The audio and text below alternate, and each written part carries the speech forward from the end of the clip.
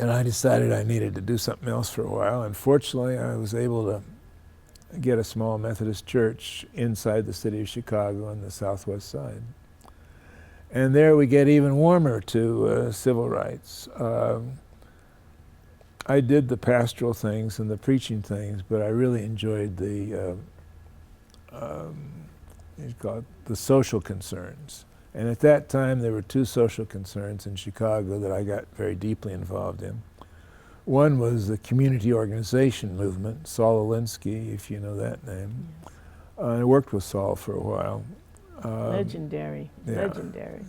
Mm-hmm.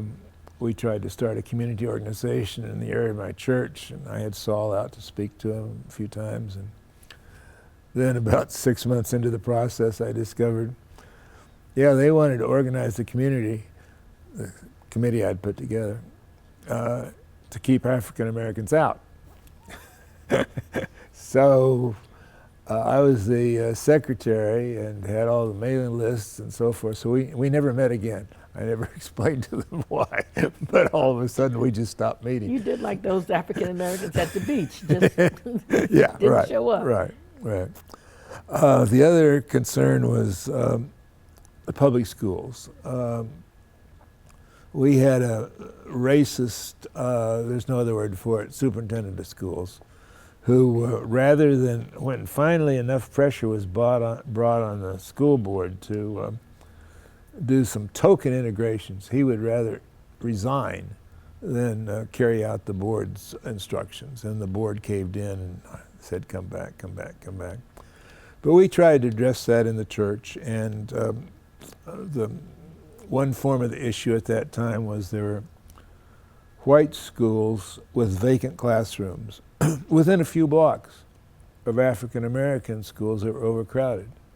And Superintendent Willis would not approve a transfer policy that would utilize these empty classrooms to relieve overcrowding at black schools. And last year I was in the parish. The board of the church passed a resolution saying we encourage the use of empty classrooms in white neighborhoods for black kids, knowing full well that the most underutilized school in the whole city was Taunty School, which was 2 blocks from our church. Sidelight, when a few years later an African American did in fact enroll in Taunty School, one of my good Christian girls that I had tried to teach saw him coming and ran screaming the other way. Ran screaming. That turns out to actually be the neighborhood where Dr. King was stoned as we marched, but I'm getting ahead of the story.